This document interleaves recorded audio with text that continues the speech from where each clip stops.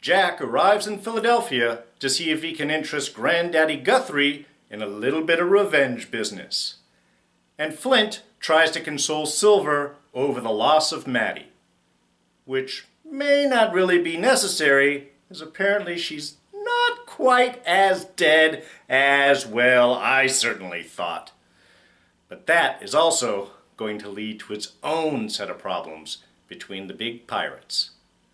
It's Black Sails, Season 4, Episode 7, 35.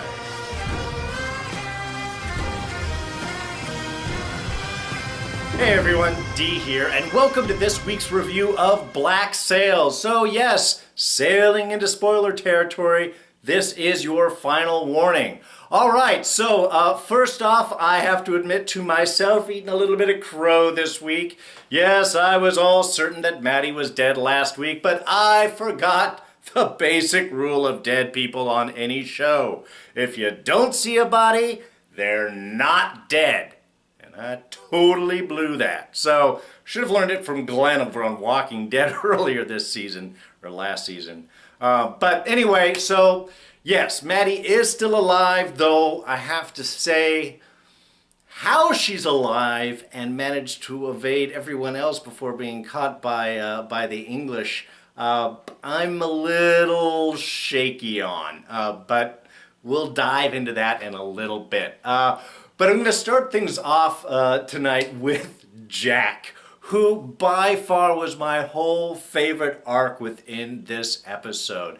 Just from the moment of arriving in Philadelphia, the harbor, and he's going over the list of fees and prices that they have to pay. I mean, between his just incredulous discovery on that, and as Featherstone said, and they call us thieves, between that and his imitation of Max, why he doesn't bring Max along on his first venture up to the Guthrie mansion. I thought his imitation of Max was great, and certainly understandable that she might stab in the back and certainly turn him in for a few extra dollars if things didn't go well. So we understand where Jack is coming from, and I love that whole opening bit.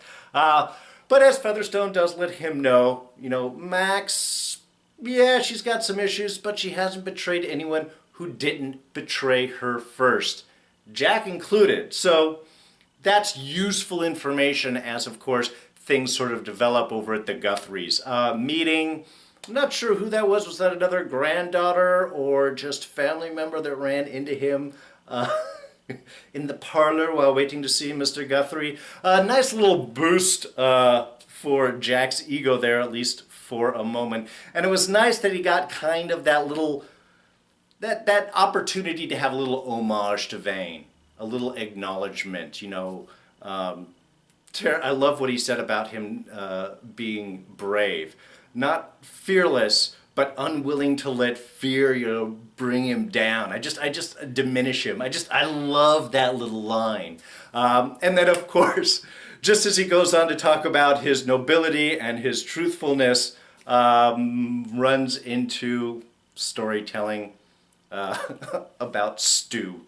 That was kind of nasty. And I love just the little comment of her as she walked away, that the truth is much less exciting. I think that's an important commentary that we could probably pay attention to as easily today as back then, that often the truth is not quite as exciting as the tales that we like to tell.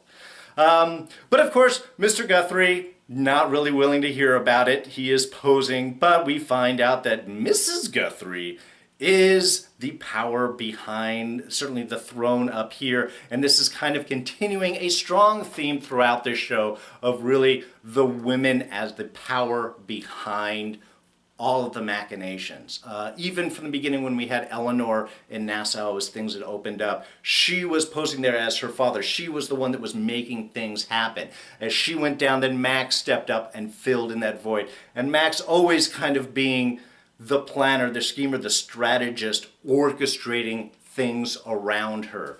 Then we had Eleanor's returning with her push on with Woods, and kind of being the power behind the throne there, certainly the support, and the strong woman that Unfortunately, those decision-making sort of led to her demise last week. But that strong female power position very much supported throughout this show. So it's really appropriate that as they come up and find Granddaddy Guthrie, that it's not him, but Mrs. Guthrie, Grandma Guthrie, that is really the power behind it, the one shaping things.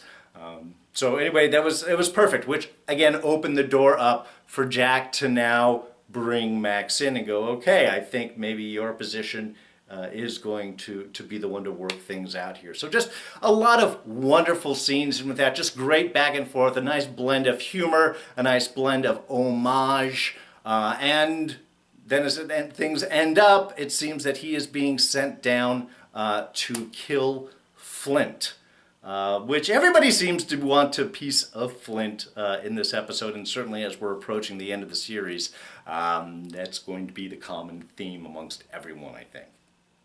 And I thought that was a sweet moment between Jack and Anne there at the very end, especially sort of the trade-off there about Vane. You know, Anne is asking, but could you be that type of person that could go through all that, deceive all those people, then kill Flint and get away? Vane wouldn't like it, and he throws back to her the line that she had said to him back on Teach's ship, is that Charles Vane is dead. So I thought that was kind of sweet but poignant, also that his motivation is to do it for her, for them, so they could be together. Now the only downside with that is, or a question mark there is, and you're leaving Anne in Philadelphia? Why?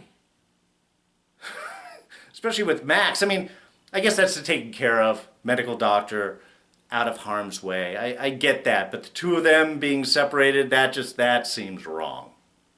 So Woods goes through a bit of an arc himself this episode. Okay, it's really more of a descent into a rage-driven revenge bit, and which is understandable because with Eleanor gone, there is really nothing left to temper him.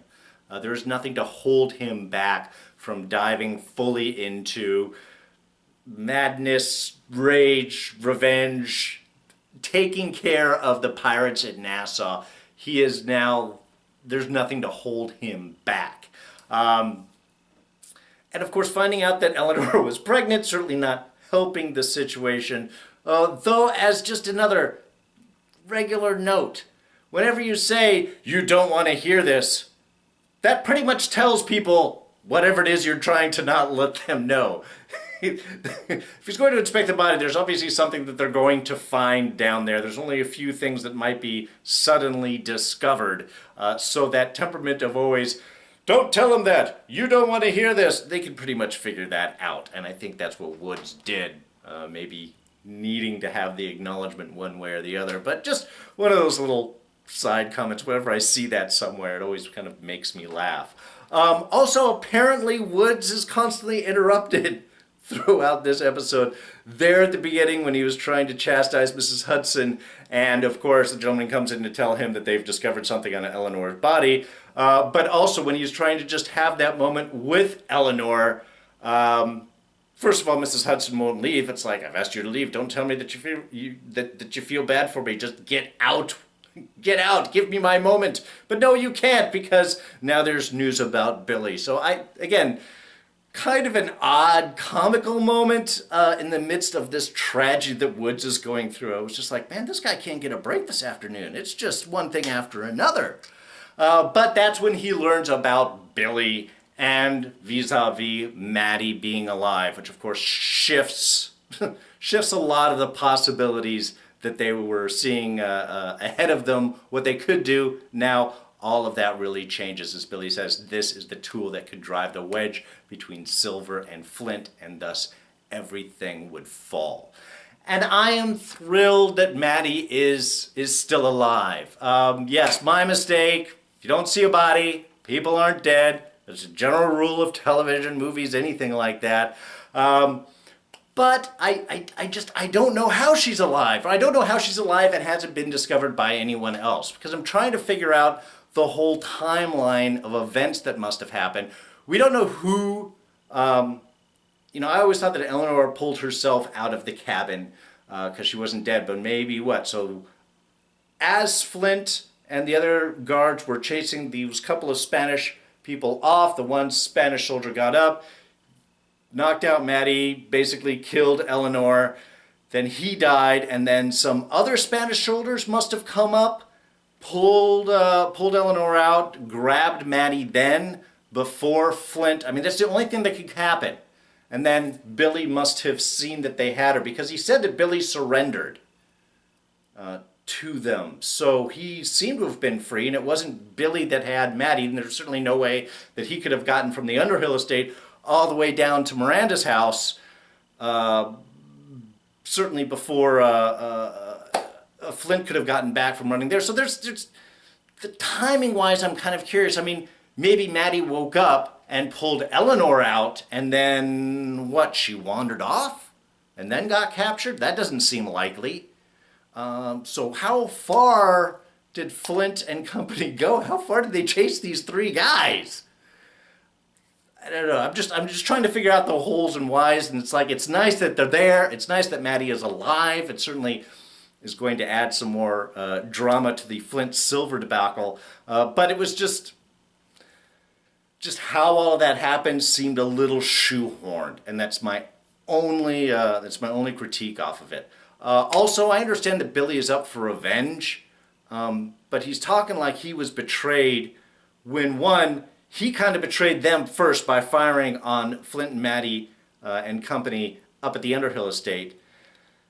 Then he had to kind of understand what Silver did, and Silver tried to explain it to him and tried to offer him back, and Billy said, live with it, basically an FO, until Mr. Gunn came and set him free, which was still kind of a backup.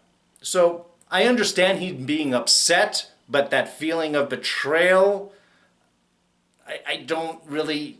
I mean, Billy had to have known that there was a price that had to have been paid. So that's the only little bit that feels a little shoehorned. His motivation, her being alive, how all that worked out. But it does add a lot of... it does shift everything that's going on the Maroon Island, and of course, what's going to happen in these next couple of episodes. So with Silver and Flint, Silver's going through a big loss, and I love the opening, that whole opening bit where he's trying to talk to the mom, and just, it was quiet, it was heartfelt, it was emotional, it wasn't overly done. I was even thinking about it. It's like, what do you say to a mother that's grieving the loss of her child? And he didn't try to do too much. And I think that was some brilliant writing and some just great acting right there, of being able to carry that moment and that kind of conversation back and forth, both with the words and just with the trading of emotions back and forth. I thought was beautifully done. So in this, we're dealing with Silver feeling that loss. And it's nice that Flint was able to step up, because Silver did help Flint navigate those waters after Miranda died and sort of pulled him back. So I love the fact that Flint is offering to do the same, especially knowing now that they're in this position where the war is about to come. It's almost everything that Flint wants. So it's benefits to him to have that bit of control, but I don't feel that that's where it's all coming from. There is something about the two of them together, as Flint does reiterate later on towards the end of the episode, is the two of them together, there isn't anything they can't do. And that's something that they have constantly reinforced these past couple of seasons. And that's a very powerful thing. However, what's stronger than that is love. So when it comes down to the fact of, are we going to trade the cash for Maddie, and that back and forth, that's exactly what Billy was pushing, and that's exactly what Woods was pushing with that offer. This is what's going to split them. And Silver brings up a good point, that Silver was ready to trade the cash, even just for that possibility, not that long ago. Whereas, for Silver, this is a definite, we can trade, we can get her life back. And there's a lot of push, even both by the mom and by Flint, of how useful this cash is. And yes, I don't doubt that there's a lot of gold and gems and stuff that's going to be useful monies. However, they were already talking about in the beginning that the Pirates have spread. They've got Barbados, I think, that they've already said they've taken over. They've got staging areas for other ones that are going to be feed. They're planning to sack and go all the way up to Boston. I mean, that's ambitious. But with any of those, there is enough treasure, loot, things like that, where they could start to recoup any losses that losing the cash might have. So while I understand the symbolic reasoning of why they want the cash, the reality of it, I thought maybe this shouldn't be as important as they expect. And again, it's just a chest. No matter how much is in there, it's only a chest. And even the idea of digging it up, in the cover of night, people ask questions, and Silver's like, no, let's do it in the daytime. Well, it's not in the middle of town. It's not in the middle of their camp. It's out in the woods somewhere. It's supposed to be the place where they can't find it, so they should be able to dig it up secretly, which is apparently what they did. Now, whether that was Silver's plan, which it seems to when Israel Hands is speaking with him at the end of the boat, Silver's not surprised by what Hands is saying. So I believe that was his plan as he went, all right, Israel, grab a couple guys and go get it. Here it is. We'll do it all secret, quiet, in the middle of the night so nobody notices. And still manage to bring it up on board, again, with nobody noticing, or at least not Flint noticing. There's enough pirates that are loyal to Silver. Yeah, that's okay. And of course, it could just be another chest. But Hands certainly seems to be more than willing to push as much of a wedge between Flint and Silver possible. Hands, okay, he wants to be Silver's right-hand man, I get it. But he seems to be willing to do almost as much damage to try and get to that point as anyone else. It is, in effect, this episode, everybody wants to kill Flint. And I think that's going to spiral in these next couple episodes as well, whereas this Flint is just going to be one giant walking black spot. All right, just a couple of things. One, dead creepy face of Eleanor staring at you. Ah! Okay, that was just wrong. Was that in his mind? Because I don't think that's normally how you dress and set a body. I think that was just in his mind, her dead corpse staring and judging at him. Because in the previous scene, it was just sitting and staring, normally upright before doing the... Anyway, that was creepy. Also, Woods is a dick. The whole scene with Maddie, it's just...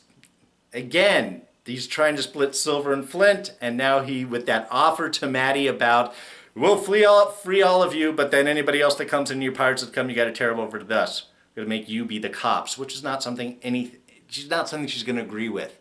But it's that constant maneuvering, it's that extra dick move that Woods is willing to go, because now he is just a revenge-driven ass. But I loved Maddie's response to him. She died fighting, as will I. But we don't want you to die again. The pseudo-death was enough, Maddie. We're good. Oh, and the story of the cat between Mrs. Guthrie and Max and Jack there. Mrs. Guthrie also drowned the cat, right? We're all pretty sure on that. All right, so I think that's going to wrap things up for this week. Now, next week, of course, we're off to try and rescue Maddie, and that does not look like it is going to go well at all. So the big split between Silver and Flint might be here. Will they be able to work it out? Will they be able to rescue Maddie, or is it all about to fall apart? And then what happens to the cash? We're going to have to wait and see. Now, just a little bit of extra show business here. Now, we've got a couple more episodes, and then we are done right at the 2nd of April here. Now, I'm doing Agents of S.H.I.E.L.D., but Game of Thrones, which normally starts around now, isn't starting until July. And then if we look on towards summer, Mr. Robot, which is usually around in July, actually, they just dropped, isn't coming out Season 3 until October. So I've got a lot of dead space ahead of me where I don't have any shows to do outside of Agents of S.H.I.E.L.D. for about a month and a half until May. So I am looking for new shows to review. Right now, American Gods, which is also on Starz at the end of April, is starting to look pretty good. I might be grabbing on top of that. So That's a good possibility. But if you have any thoughts, any ideas, any show ideas that you would like reviews for, throw those down in the comments section below. Let me know and I'll weigh that out and see what I can do scheduling wise. I don't want to do too many so I can get some good qualities with you and I can spend the proper amount of time and not rushed. But if I'm just doing one show or no shows, I'm going to get really bored. So any thoughts you guys have, if you want to see American Gods, great. If there's something else, throw those down in the comments section below. Along, of course, with any thoughts and ideas and observations you have about this episode and where you think things are going forward. If you did enjoy this review, as always, I do appreciate the likes. Hit that thumbs up. It means a lot to me. But of course, you can always just share this with your friends and then I'll have views, and that's always a great thing too. Share the love. That's what I always say. Anyway, so if you are not a subscriber and you are really enjoying this and you don't want to miss any of the reviews coming up, hit my little face right there. You'll be a subscriber and you won't miss anything. And I will throw up our latest review right here. That'll be of tonight's The Walking Dead, and you can check that out. So, I am D, and I'm out of here. I'll catch you guys next time. Bye-bye.